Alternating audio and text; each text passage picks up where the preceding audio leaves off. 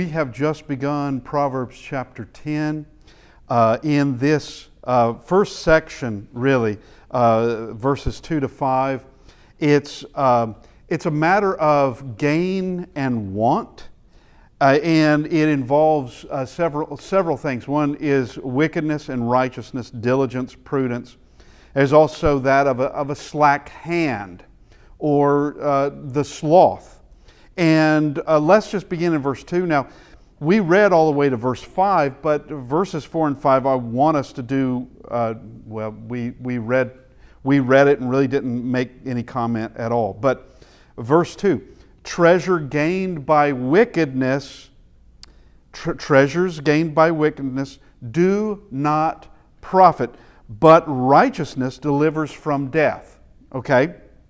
So anything that the wicked may gain. What chapter? We're chapter 10, Proverbs chapter 10 and verse 2. And treasures gained by wickedness do not profit, but righteousness delivers from death. So anything that the wicked may prosper from their wickedness come to absolute nothing. It's like what we see in the book of Ecclesiastes, but it's not the only place. Ecclesiastes, you may be building up all this wealth, and of course, who's it going to be after you die? Nevertheless, we also have that of the rich fool who had this bumper crop, this extraordinary crop, and he's planning on building bigger barns, and his soul is required that night. Whose will this be? Because it's not going to be yours for much longer at all. You're not going to have years for you, years for these other things, sure, but not years for you. But in neither of these cases are we really talking about wicked acts and that of, and I mean ill-gotten gain. We could say that this is the treasure from being wicked. That's even less profitable for you because it's going to bring things along with it, and we will see some of that. And one of that is going to be dread. That is part of the wicked. That the wicked dread certain things, and actually they dread repercussions. They dread consequences. They dread judgment is what they do.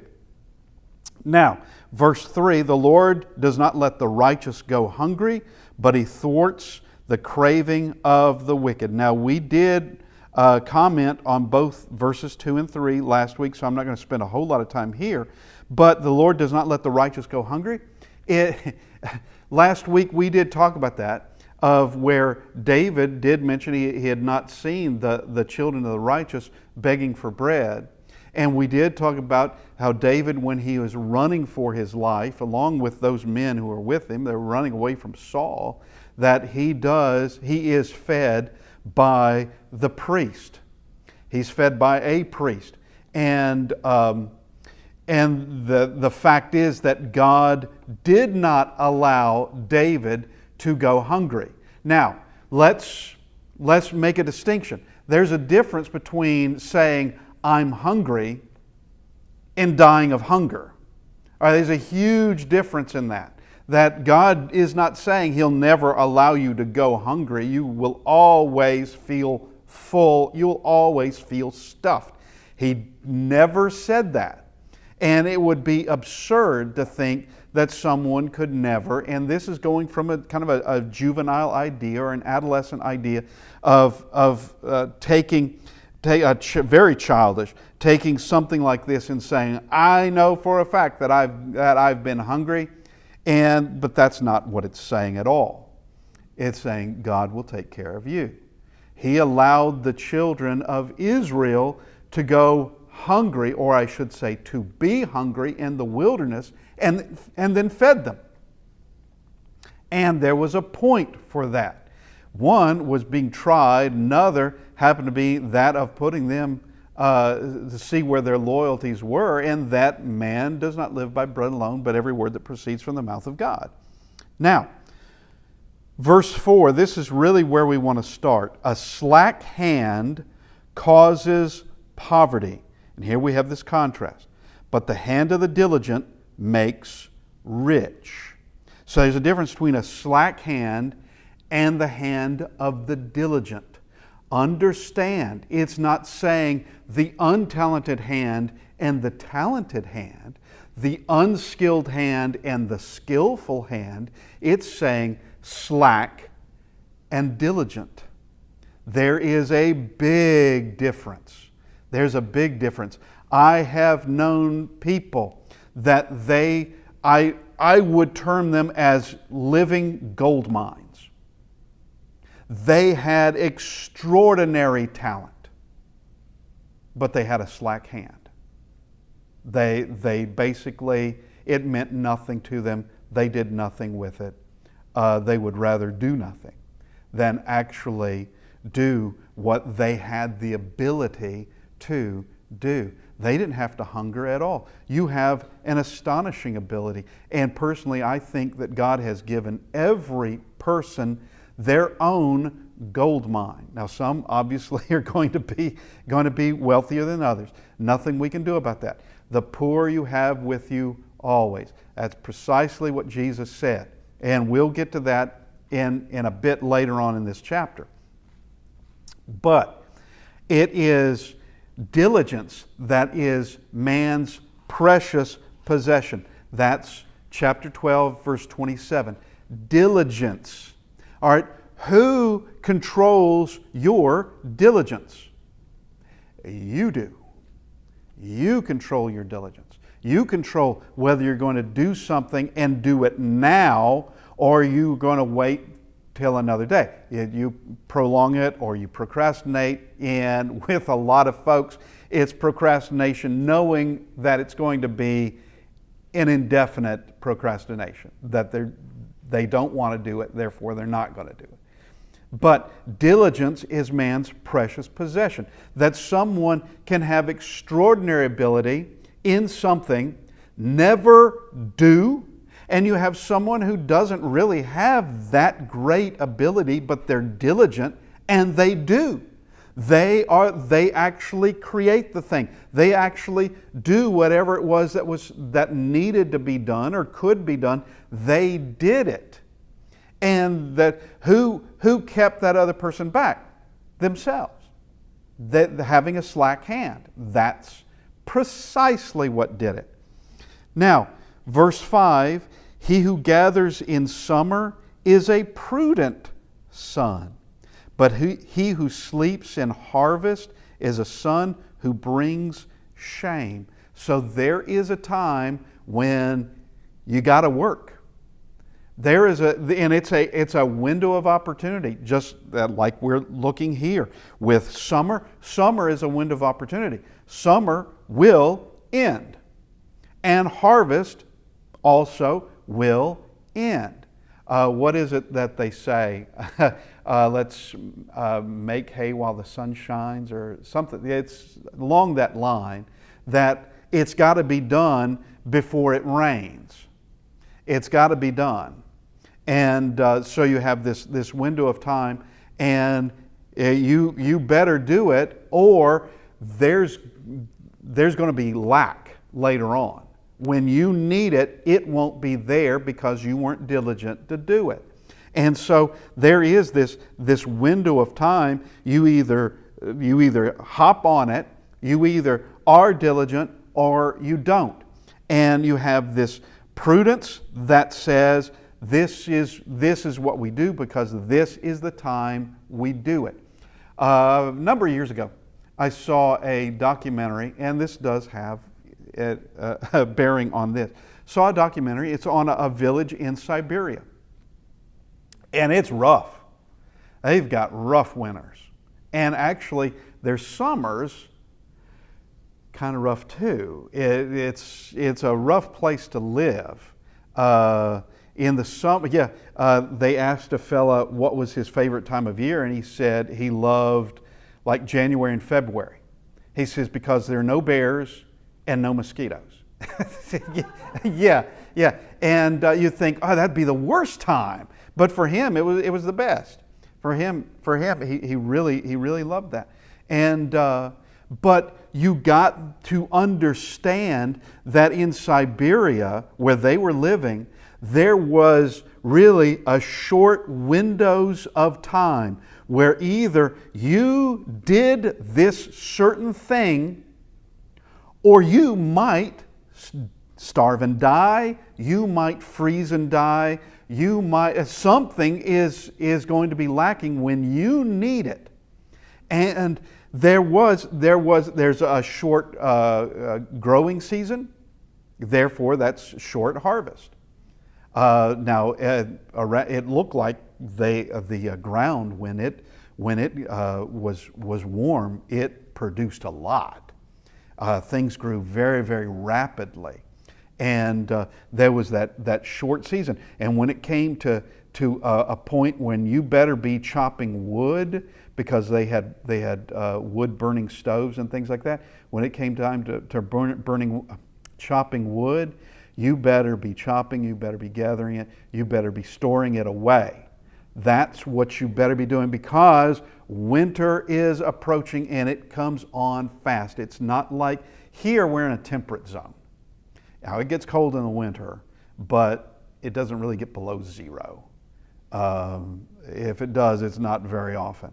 And we have a longer growing season, and things are more lengthy here, more forgiving here.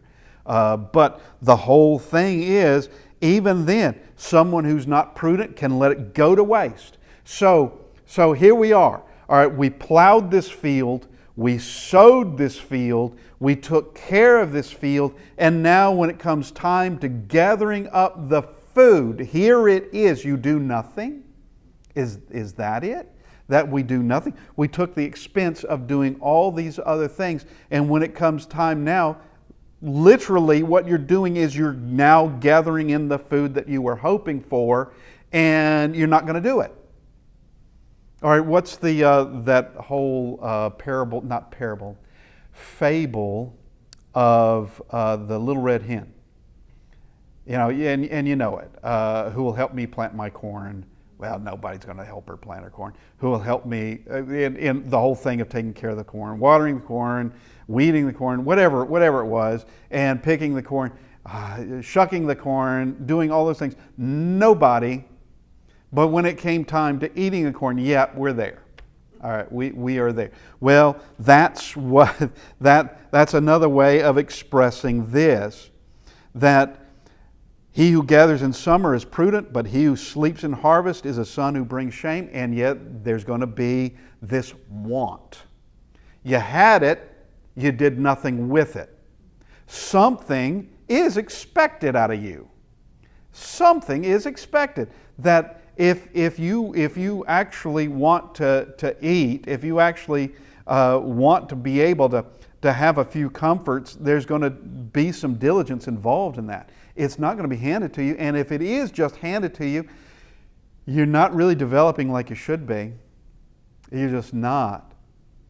And I see certain individuals that among the young and where they're given so much and they're given so much and they're given so much, and they just expect it at like a faucet of water that just doesn't stop.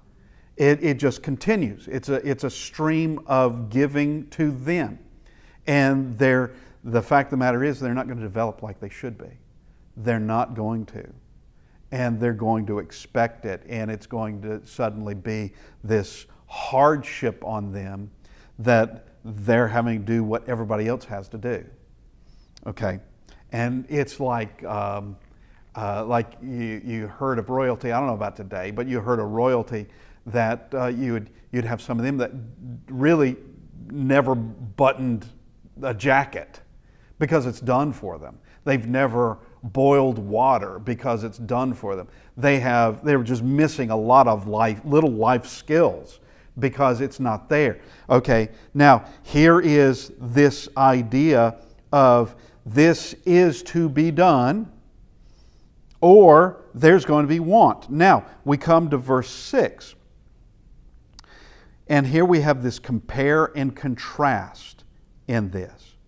Blessings are on the head of the righteous, but the mouth of the wicked conceals violence. Now, if I just read that, that's 10 and verse 6. I just read that from the English Standard. Let me read it from the New King James. Blessings are on the head of the righteous, but violence covers the mouth of the wicked. Which it could be both. I would suggest the New King James has it on this one. That blessings on the head, violence covers the mouth. All right? And that from you have this mouth holds violence. Yes, this mouth is full of violence. You have verse 11. Let's just go there real quick. The mouth of the righteous is a fountain of life, but the mouth of the wicked conceals violence. We also go to verse 13. On the lips of him who has understanding, wisdom is found, but a rod is for the back of him who lacks sense. All right. Now, this is the lips of the one who has understanding in punishment for the other. And we go to verse 18. The one who conceals hatred has lying lips, and whoever utters slander is a fool. And there's quite a bit in this chapter that deals with words, with speaking, the mouth, the lips, the tongue. Very much like James does. Very much like James chapter 3 deals with that. And we'll look at that in a bit. But the mouth of the wicked is covered in violence. I think I like that better. Could they also conceal violence? Sure. And we will discuss that as well. But it's covered in violence. That the mouth of the wicked promotes violence. The mouth of the wicked leads to violence. The mouth of the wicked begins to rile people up, to divide people, where you can have friendships that have been there for years. And with the mouth of the wicked, they're not friends anymore. They're not friends anymore. They now have separated themselves, all because of the mouth of the wicked. And the wicked, the mouth of the wicked is covered in violence, or violence covers the mouth of the wicked. Now, verse 7. The memory of the righteous is blessed, but the name of the wicked will rot. All right, now, I cannot give you a list of all the righteous on the earth from today going to the beginning of time. I can't do it. But God can. God can do it. He knows who's in the book of life. He knows them by name. In Luke chapter 16, we have Lazarus and the rich man. What's his name? It's not given. You don't know his name. You don't know his name at all. And in this life you'll never know his name. In this life. I don't know about in the next. I can't answer that. But when Jesus says, I never knew you, and that he is removing the wicked away from him and doesn't want to consider them, think about them anymore, that their name will rot. And the most famous people in Babylon, I can only name a couple. I can name Nebuchadnezzar, I can name Belshazzar, I can name Nebuzaradan. Is that his name? Anyway, he's a general. He's given by name. But the most famous people in Babylon, I can't tell you who they were. I can't tell you them at all. That the names of the wicked, and could there be righteous in Babylon? Of course there could have been. As a matter of fact, Nebuchadnezzar is learning some very, very powerful lessons and could very well have died a righteous man. He could very well have died that way. Same way with the king of Nineveh in the book of Jonah, could have died a very righteous man.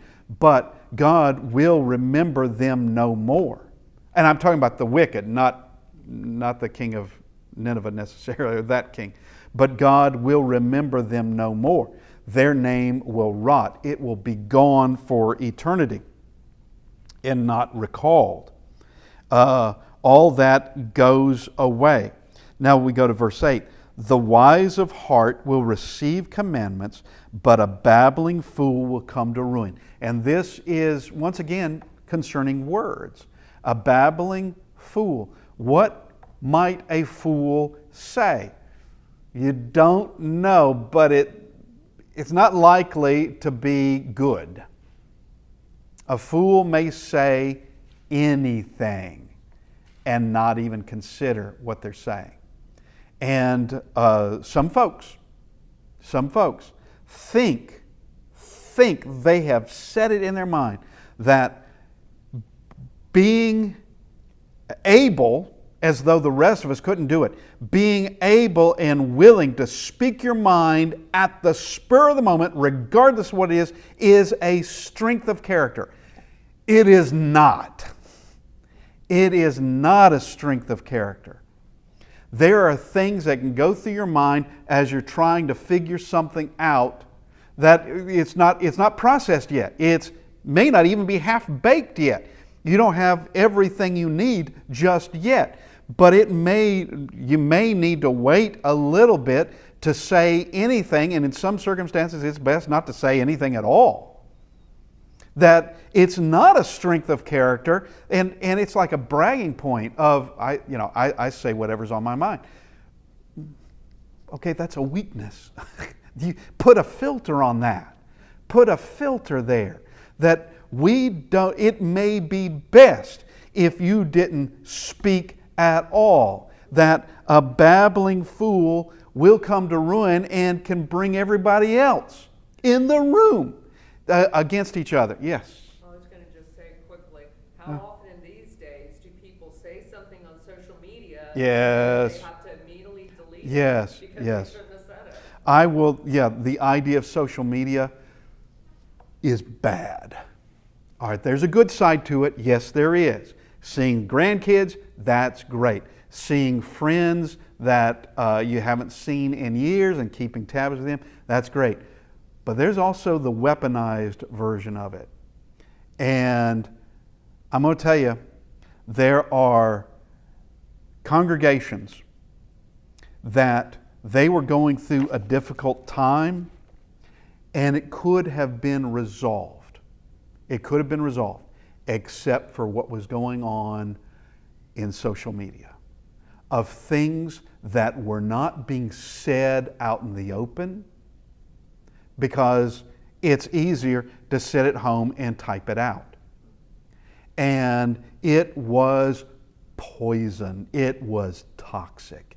And were things of where this would have been easier to have resolved, easier if we had been face to face, easier if everybody had just taken a moment and brought the temperature down, and it could have been resolved. But because you have some who went home and started broadcasting all these things out, things that they may not have known anything about, and things that they're angry and they're venting and they're being foolish, that it caused that congregation to just explode. And there was no recovery from it. I just say it didn't recover. Just didn't, because of what people did on social media. And yeah, you have extraordinary fools who they will say the most wicked things because they consider themselves anonymous. Where is this person? You don't know. Who is it? Well, you don't know that either. But they can just write the most ludicrous or the most hateful things and enjoy it, I suppose. But I will say this as well, just as a side. This is a side. We get comments every now and then concerning what we post. And there are times when I know that didn't come from a human being. I know that came from some kind of robot, that came from some sort of AI doing that, because it doesn't even make sense to what the lesson was. All right. And it comes off as, that's weird. That's too weird. A human didn't do that. And so of course I'm not going to answer it. That'd just be dumb. You might as well argue with a brick. That would just be dumb. And so you just say these things are flying around all over the place. There's no telling what you're gonna get. But coming back to a babbling fool will come to ruin. Yes, a babbling fool they'll get to ruin, is what it is. They will get there, and that you can basically set your clock to it. That given time, unless they turn, unless they make everything right, it's going to go straight to ruin. Now we go to verse 9. Whoever, and here's this compare and contrast. Whoever walks in integrity walks securely, but he who makes his ways crooked will be found out. All right? There is this notion that one may walk however they want and no one is going to find out. Well, yeah, maybe not today, maybe not even in your lifetime on this earth. You might get away with it, but eventually you're going to be judged. Somebody does know, and that somebody is the judge. That somebody knows it all. But the ways of the crooked will be found out. Somebody, and there is the dread of somebody finding it. And someone then can have you in their grips of you either do what, and it's called extortion or blackmail, of you will either do this, what I tell you to do, or I'm going to tell everybody what you've been doing. I'm going to tell the world what you've been doing. And well, that is definitely something to dread, but something even greater to dread is the one who's going to judge you for it. But walk in integrity, you're walking securely. Completely secure. There's nothing to dread. There's nothing to hide at all. And you're not living a double life. You're not concealing something in your life that you don't want anybody else to know because it's shameful and you know it was wrong. But you're absolutely secure. Now, we come to verse 10. Whoever winks the eye causes trouble, and a babbling fool will come to ruin. So we've come to that word, this phrase again, and a babbling fool will come to ruin. That's repeated. All right. Now, there's a reason why things are repeated. We can just ask the question, how many times does God have to say something for it to be true? Just once. Once. All right. If He's saying it multiple times, well, if it only took one time for it to be true, why say it multiple times? Because you might not have caught it. He may want to have more of an emphasis on it in understanding this. Get this inside your head. Understand this. Understand it. How many times and how many prophets did God have to send Israel and Judah? How many? A lot. And with some of them, I don't know how many, but with some of them, we don't even have their names. They were sent. Rising early in the morning, these things were done. Done all through these generations. And starting with Moses, that's early in the morning. Starting with Moses, speaking of things like in the book of Deuteronomy, it was like Moses is writing Israel's history before it gets there.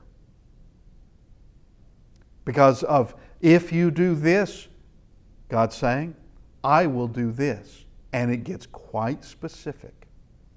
And then we come to a point where Israel has been doing this, and that's exactly what happens. God doing precisely what He said He would do. Now, we come back to our verse, whoever winks the eye causes trouble. Now, what's the whole thing with winking the eye? Well, back in chapter 6, verse 13, let's just go there very quickly. We did discuss this. We'll start with verse 12. A worthless person, a wicked man, goes about with crooked speech, winks his eyes, signals with his feet, points with his finger, with perverted heart devises evil, continually sowing discord. Therefore calamity will come upon him. Suddenly, in a moment, he will be broken beyond healing. Okay, so we have the same thing over here. You get the idea, someone who winks at someone else. Now with us, in our culture, for the most part, it's just a thing of mischief or a thing of fun. Okay. But in the context of this is individuals, more than one, obviously, who's involved in some kind of deception, some kind of fraud. This is a fraudster with conspirators. This is someone with friends, and you have this web of people that are there, or this web of a scheme that's going there, and whoever winks the eye causes trouble. That's what they're out to do. And in this chapter, verse 10 is not a comparative. Others are comparatives. This is not a comparative, because it's whoever winks the eye causes trouble. So it's not telling us the other side of that. It's just saying, and a babbling fool will come to ruin. And repeating that for us to understand that this is a certainty. Now, we come to another section concerning the mouth. Yeah, a babbling fool will come to ruin. That also is with the mouth. The mouth of the righteous is a fountain of life, but the mouth of the wicked conceals violence. Here's this idea of someone who is, we could say they are two-faced. What does it mean that somebody is two-faced? That they appear to be your best friend when around you, and when they're not around you, they're not your friend. They're not your friend at all. Someone who is actually maybe wanting your harm, but they are flattering you. They are trying to appear as though they are just a friend. And we can see Absalom did that to his brother that he killed. What, Amnon? He kills his older brother, not by the same mother, but they shared the same father, David. Absalom acts like he's a friend, that it's water under the bridge, everything's okay, and yeah, it's death. He has every intention of killing his brother. The mouth of the wicked conceals violence. Here is this thing of trickery, of deception, of holding back what you really are there for. And it's more than hypocrisy, actually. It's more than that. It's just this deception. And here, violence is there, but it's being disguised. And so we go to verse 8. I'm sorry, how did I even say that? Verse 12. Hatred stirs up strife, but love covers all offenses. So this is, once again, comparison. 11 is comparison. 12 is comparison. Hatred stirs up strife. And you have seen it before, of where someone is trying to rile somebody else up. And it may be a group trying to rile somebody else up against another party. I remember someone told me, it was concerning a particular man. And he said, you know how to get that man on your side? And I didn't, this was hypothetical, by the way. We were talking about a different thing that had nothing to do with either of us. But he said, you know how to get him on your side? I said, no. He said, you get to him first. You get to him first, and you tell him the situation. You tell him your side of things, and that's the one he's going to click onto. That's the one he hangs on to. And, well, that's exactly what hateful words can do. You get to someone and you convince them of something, they get emotionally riled up, and that's where they stay. And others may have a hard time convincing them that's not the truth, or you need to calm down. You need to calm down and reassess the situation. But hatred stirs up strife. That's what it does.